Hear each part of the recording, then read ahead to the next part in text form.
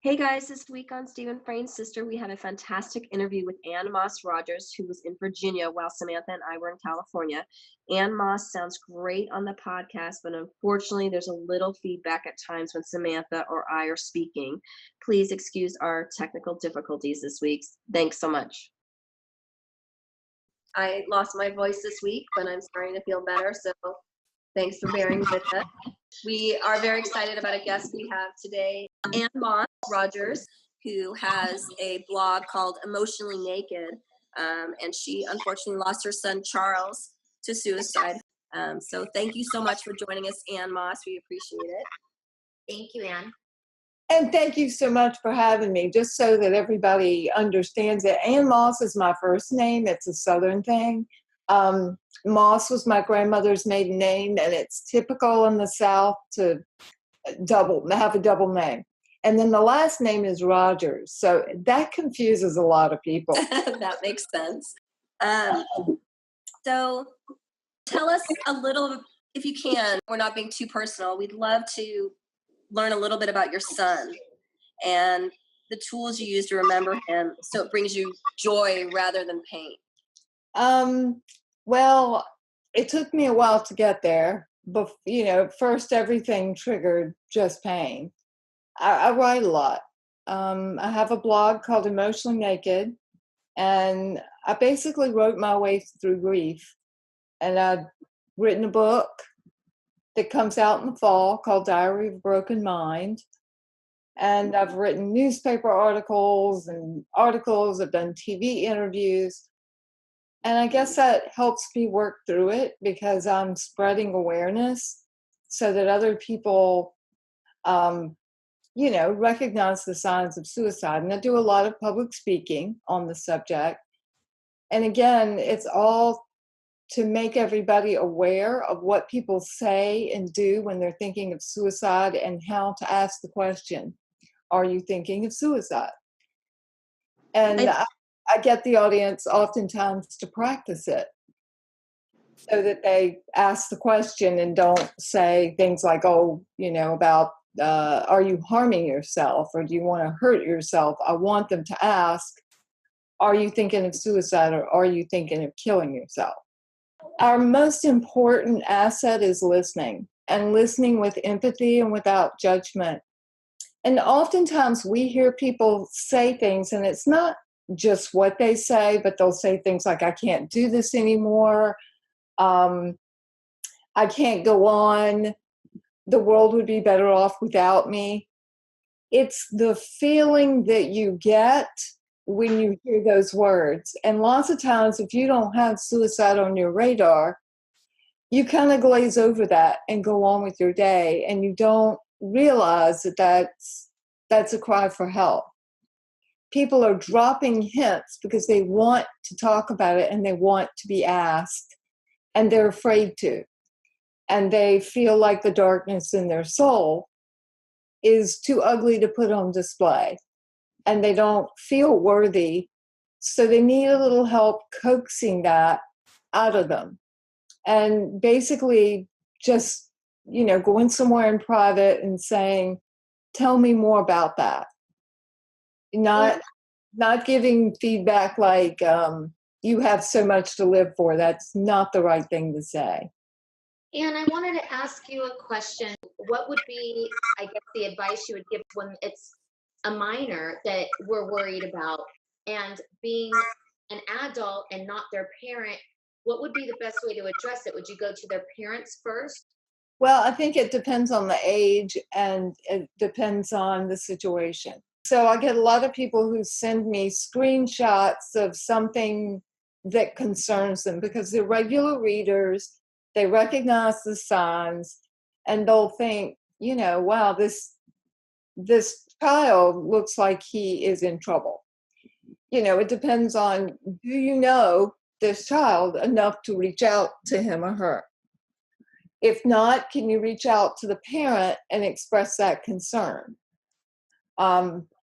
So it just really depends on the situation. If you notice an 8-year-old saying things like, I'm so worthless, it's worth looking into even at the age of 8 to 10 years old, because they are thinking of suicide at that age. The danger is they're very impulsive at that age, and they don't realize that it's the end when they do it. We got an application for a child that wanted to jump off the balcony of his home.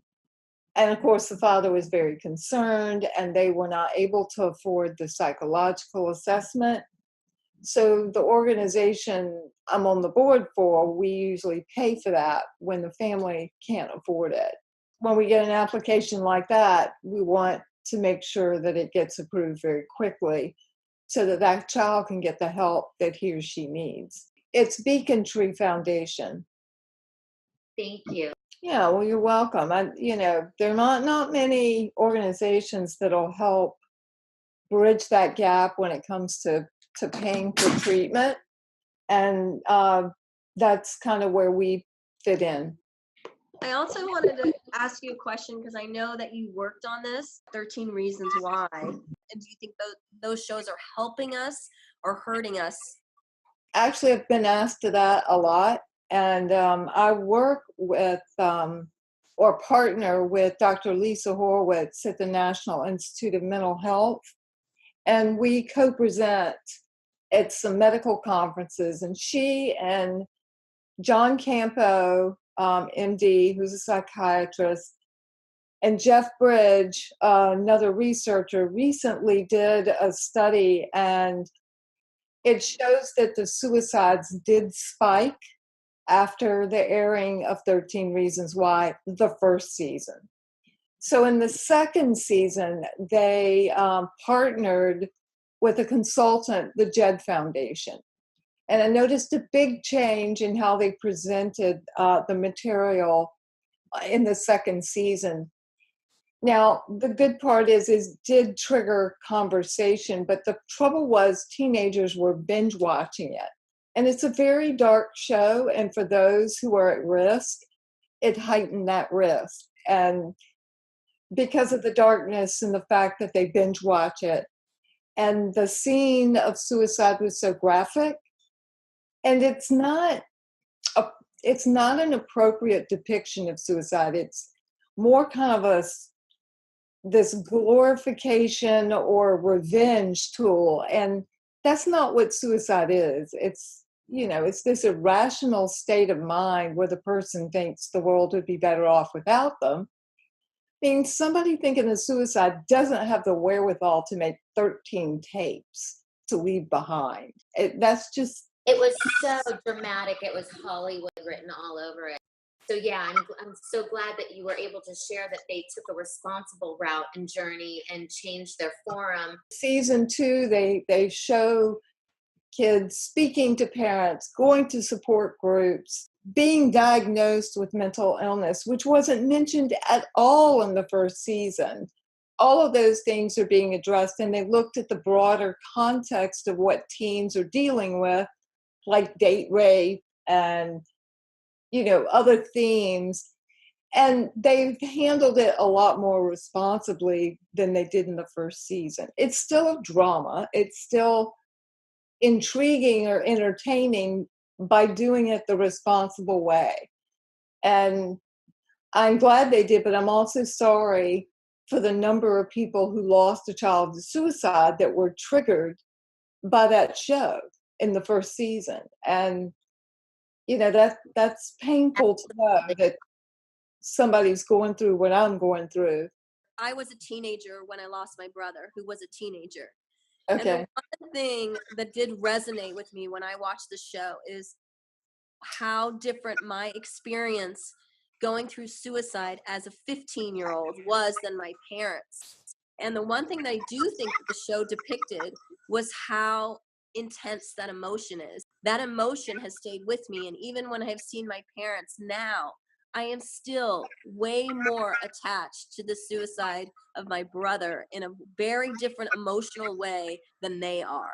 And I don't know why that is, but that was one thing that resonated with me and helped me. Yeah, I think they did do a really good job of showing the kids grieving, and even showing them grieving and using negative coping strategies, which is and the consequences of those negative coping strategies. So I don't think that all the themes they hit on were done poorly. And I did notice an uptick in traffic on my website after the series was released. They go to a particular page that I mentioned in my TED Talk, and they're going on Google looking for a way to die. So I got an uptick to those pages. I wanted to ask, have you learned recently anything new about suicide that surprised you? I'd have to say the latest CDC statistics that African American children from the ages of 10 to 15, their suicide rate has gone up 77%. And I just find that really, really alarming. And so recently won a fellowship from the YWCA called the Pat Ash Fellowship. And it is to help me promote a cause of social justice. And part of that fellowship is going to be looking into trauma and how that might trigger suicide. Because I think in a lot of different populations, trauma does play a really big role, in suicidal ideation and triggering those thoughts. Wow, that is alarming. Yeah, isn't it? 70, I mean, they're babies at 10. They're babies. We advocate a 4-question screening tool called the ASK, ASQ. And really, any healthcare setting can use this tool. I mean, people can use this tool. And it is an evidence-based tool and takes about 20 seconds to implement. What are the questions? The first one, I think, is, are you thinking of suicide? I think the second one has to do with, do you have a plan? And I think the third is intention. Do you want to kill yourself now? And I kind of forgot the rest of them. Sorry about that. Can we find that anywhere? Oh, yeah, you can just look it up, ASQ Suicide Screening Tool, and you'll be taken to the page. Probably the website comes up too. Has anybody that you've been working with given you any indication of why? Why do you think the statistics are going up so? It's actually, I was presenting in a workshop at the National Institute of Mental Health, the only one who wasn't a PhD or an MD. And that question came up, and I actually do have a theory, and it's starting to be proven that is the case. I think the bottom line is connection. As the digital age happened, we thought we became more connected, but we became less connected. And children are getting about 45% less face time than the generation before. And that's causing problems because they're not outside playing in the neighborhood as much. And that playground time helps kids build resilience. And, Right. You have fights with your neighbors. They tell you can't play dodgeball, and then you're kind of frozen out of the group for a day or two. You figure out how to work your way back in because that's your friend group and that's all you got. Exactly. I know the millennials, they don't have those skills of survival. And it's Gen Z too, right?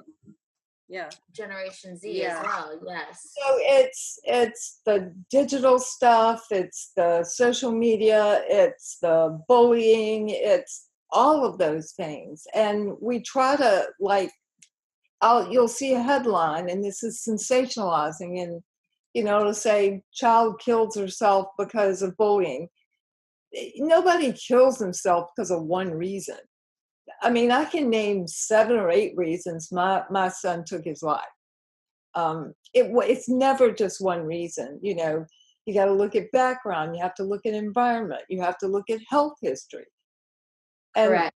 family health. I mean, all of that plays a part. So it's never, we want to simplify it down to a headline. And we don't need to put that in a headline because it's not just the bullying. It's, I've been bullied, but why didn't I kill myself? Well, I don't suffer mental illness. I wasn't in the middle of some horrible life event that was happening in my life. You think the signs are easier to spot in a child versus an adult?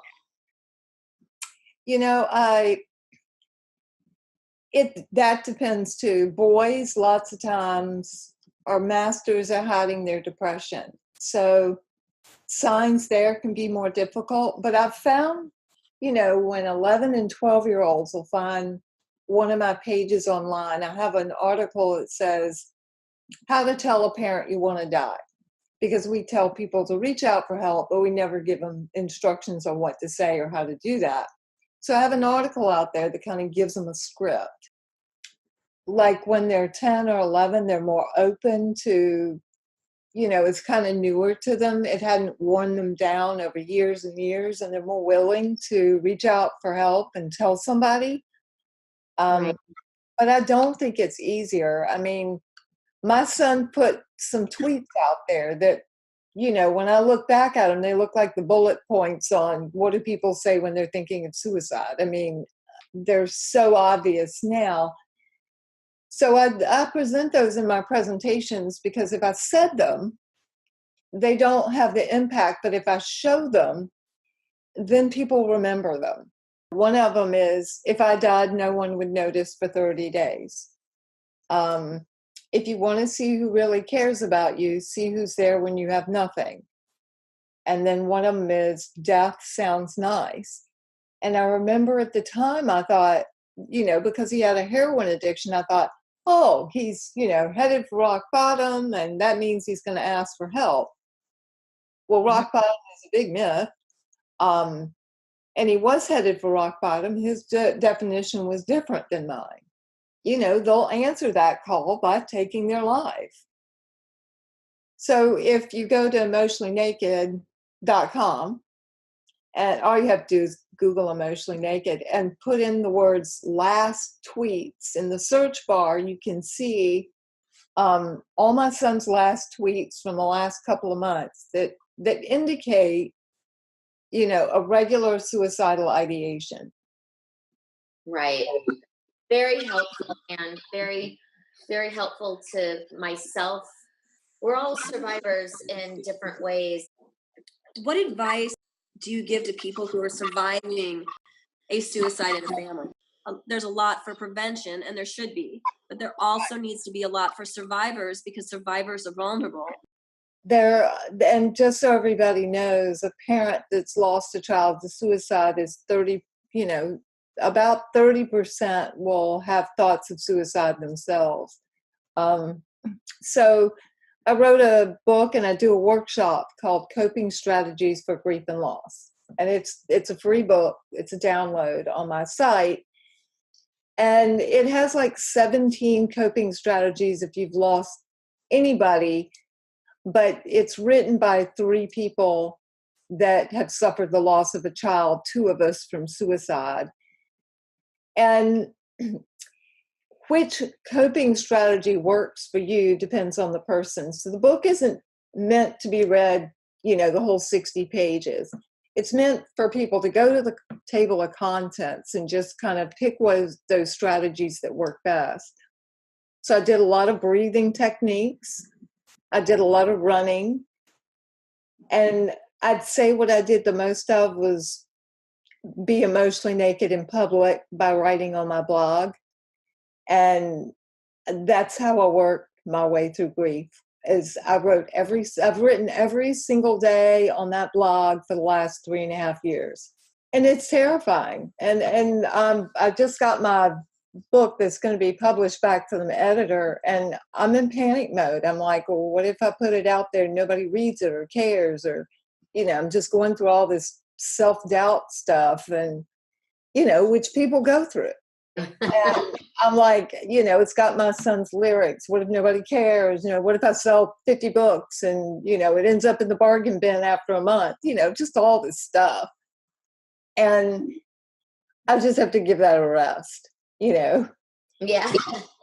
And, but sometimes it just And creeps. I understand you very like spot on right now. It's amazing how much you're hitting home with me. I hear a lot of parents say that they try to hide their grief. And that's just not healthy. Your child needs to understand that you're grieving. And if you're angry, you need to say, I'm sorry, Mom is very angry lately because I'm sad that this has happened to me. And right now I feel mad. But all of those are normal emotions, and they need to know that they're normal emotions. It's very hard to know what to say to like young children, for example. So the Dougie Center and the American Foundation of Suicide Prevention has put out a book about, and it has scripts about what to say to children of certain age. Because what do you tell a 3-year-old when he's lost his father or mother to suicide? How do you address that? How do you tell them? What about a 7-year-old? How is it different talking to a 14-year-old? And this book does just an excellent job of going through all of those different scripts that you can use based on that child's understanding. Because a lot of people will say, well, I'm just going to wait till he's older before I tell him or her. And they're recommending that you tell them in the language they can understand as soon as you can. It's just that people are not equipped with what those words are.